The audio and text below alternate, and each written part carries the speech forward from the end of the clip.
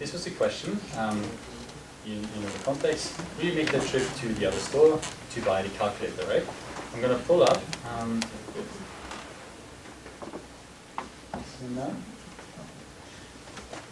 So we'd like to make a trip to the other store.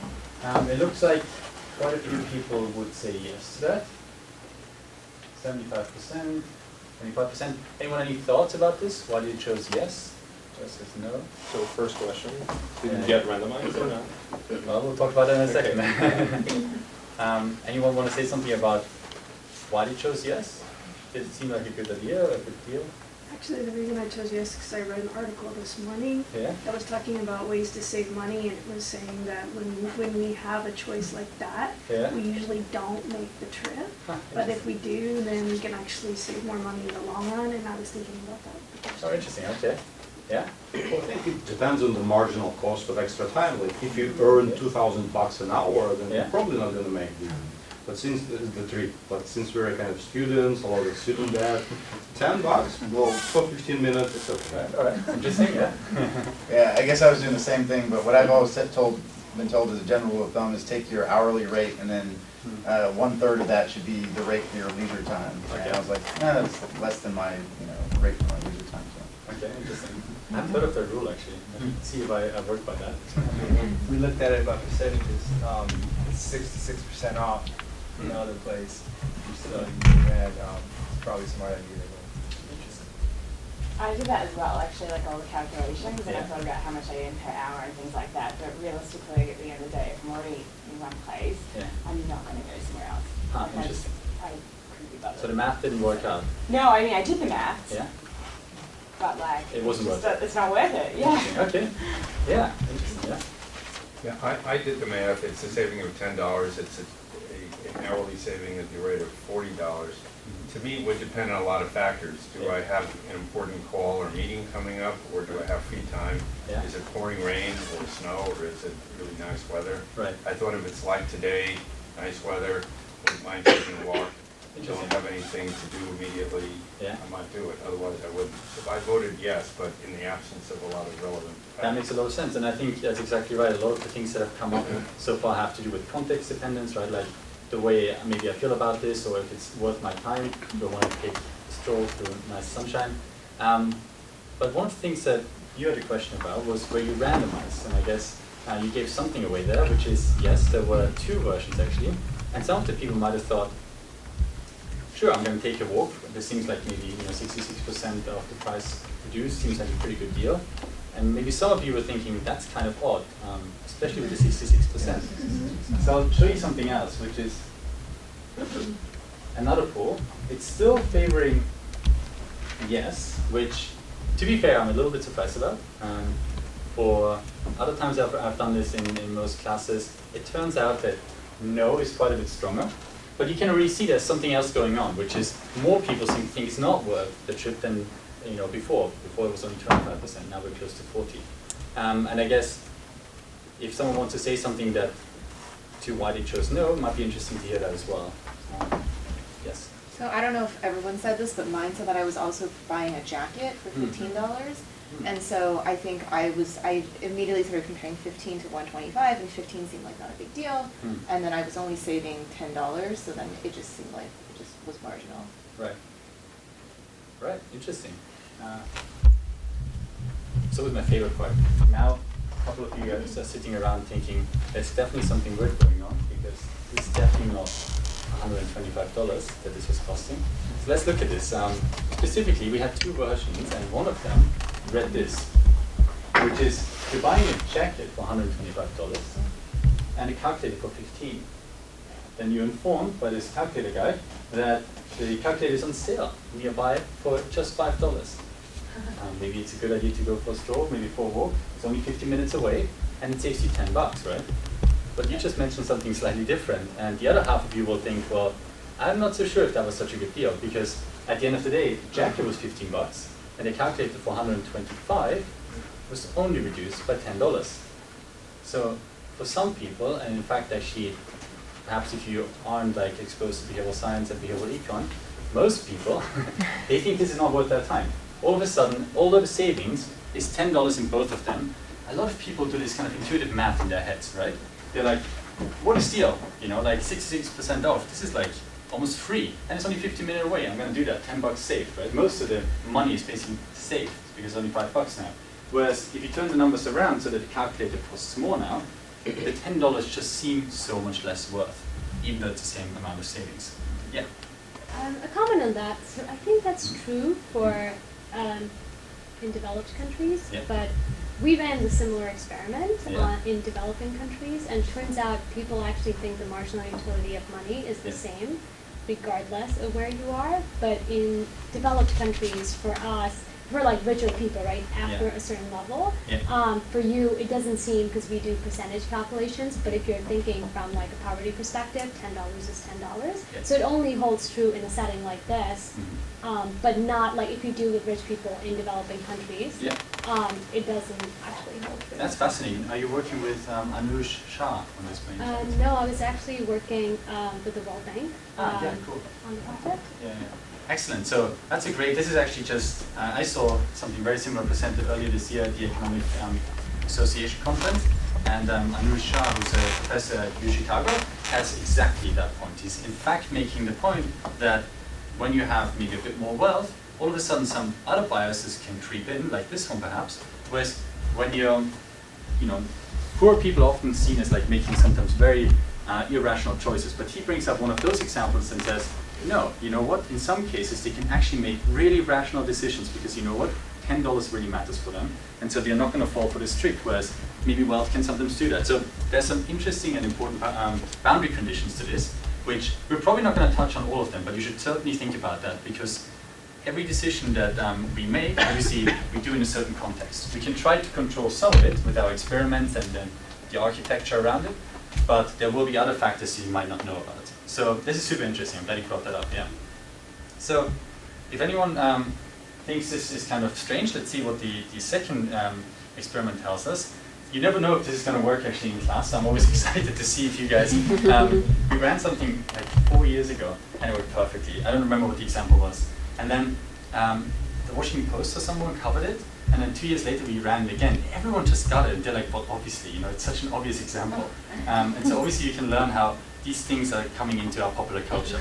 I'm very curious about this one because I did run this last time 2 years ago, and I've been told it's more popular now. So yeah. I was just curious, have you done examples where you've asked both versions A and B in succession, maybe in a random order to the same group? Yeah, fascinating. That's a good point. I haven't, but there's research that's called joint versus separate evaluation, Right. actually by Max Spacerman and collaborators. And what they find is very often our comparison, as soon as we have two things in front of us, our comparison mindset becomes a lot more rational because we start focusing on things that may matter a bit more.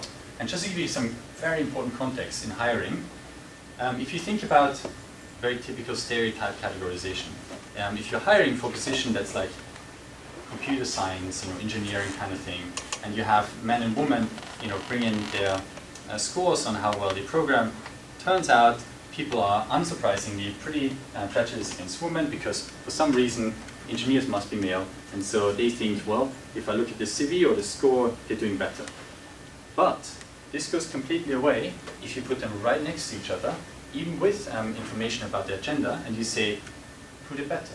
Instead of having them just look at one of them, and then they start bringing in all the, you know, this implicit bias that like discriminates perhaps against women who might be just as good or better in programming, and just looking at one applicant at a time can make you much more biased. And if you look at both of them, you're like, well, clearly either the woman or the man was better or not, and so then you can make a decision and the bias goes away mostly. Turns out though, what I found interesting is it works both ways. So for more creative jobs, people have this association that women are better at it. And again, like it goes away when you put them next to each other. So I think that's a fascinating idea to just get people into the habit of not making decisions necessarily in isolation. Yeah. How much, like I feel when we just fill out some questions, Yeah. that could be completely different than what we actually do. Mm. Yeah. So like how much can we believe a questionnaire? Like if we role play, I think it increases the chance to believe. Yeah. No, it's fascinating. So, yeah, different opinions on this. I'm going to give you my take on it. There's, in terms of research fields, there's a slight difference. economists are very, very strong on this idea of incentive compatible behavior, which means just asking someone on a survey, like, would you do such a thing? Like question 2 here, would you give money to a complete stranger? They think that's not actually very insightful because you're not actually giving your own money away. If it were your own money, that really means, you believe in this kind of thing. Psychologists tend to be across the board there. Some people think, yes, it needs to be incentive compatible, and some think, hypothetical questions are good enough. So I think there's differences in opinions. I am also more on the idea that we can try to make this incentive compatible. And so question 2 was part of one of many experiments that I did for my PhD, and I can tell you that it usually, people are a little bit more generous when you ask them hypothetical questions, but the general idea that people give when you give them a pot of money, they could keep everything for themselves, and many people give money away. So there seems to be, yeah. Yeah, I mean, my question is really, sorry, I mean, I Yeah, sure. meant to express it, but Yeah. if it's just a questionnaire, Yeah. I don't know if people are gonna actually say what they actually would do in that case. Okay. Like if you had us all and it was like a case like that, with a Yeah. calculator and the jacket or whatever, Right. the next thing, and we were actually there and it was like an actual, not even Yeah. literal, it was actually an environment that it was, I think you could Right. get completely opposite results. Yeah, and I think- But this is my, That's a fair concern. Actually, one reason why these field experiments and much of the research is now trying to also tackle the same questions we have done in the lab, now in the field as well. So although we think we know what is happening by with doing lab experiments, some people are skeptical and they say, you would never do that in the real world. And so a lot of the experiments I'm going to talk about are with organizations in the field to get around their concerns. These are actual decisions in natural environments. Yeah. All right, let's quickly go to question 2, just so we have done that as well.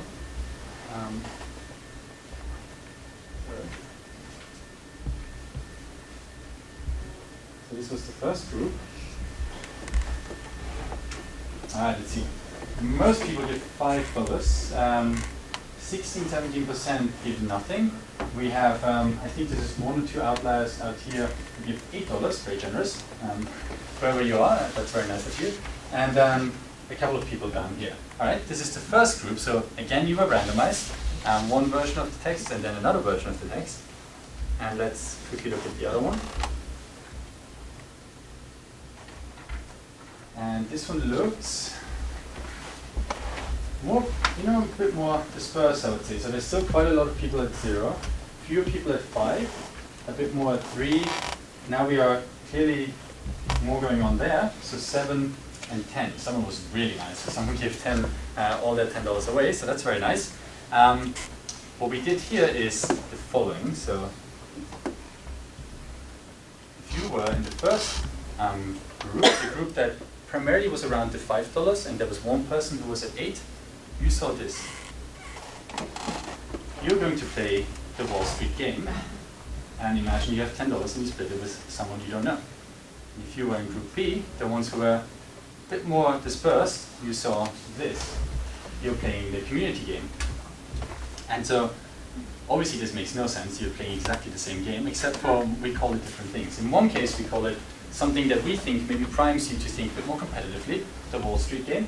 And the other one, we're going to somehow prime you with this idea that it's a community. We're all nice, we're all good people, and whoever it was who gave $10 really seemed to think that this is about being a partner in a good community. So in many ways, we're way too small a sample to make any conclusive evidence from this, but it's interesting to see how these framing effects can also be very important in our decisions. And often we're not aware of what these things are called, right? Any thoughts about this before we move on? Do you believe it, by the way? Or have you seen this before? So a couple of people. And which one's closer to the, I don't remember which version, that's the, because there's a couple of versions of this experiment, but Right. like compared to the original name, is that, I think the Wall Street's closer to the original Good name. question. It's, this is actually the dictator game, Dictator, very yeah, closely yeah, related to exactly. the ultimatum game. So Dave Rand and a couple of others have done experiments on that. What's the neutral frame, right? That's actually one of the questions you'll hear all the time, like, we don't want to nudge, we don't want to do experiments because we don't want to influence people. But it's fair to ask, in absence of these names, what do people think of? And luckily for us, it's closer to the community game. So it turns out people seem to spontaneously think a bit more of being nicer maybe to other people when confronted with this, and this game activates this competitive thinking. There are again boundary conditions, and Dave is actually one of the experts on that. Yeah. What's the end? What's the minimum number you would have to have in order to sort of see this? Yeah, kind of good result? question. I'll table that for now because we're going to spend quite a bit of time thinking about that. It's a great question, Okay, all right. and one is often overlooked, so I'm glad you asked that, yeah. And we're not going to come to sample size today, it'll be in one of the next lectures. Yeah. So I actually was trying to guess what this was, and I thought it was of people who saved the $10, they would value their money more. Like if, for instance, if they walked, they would then keep more of the $10.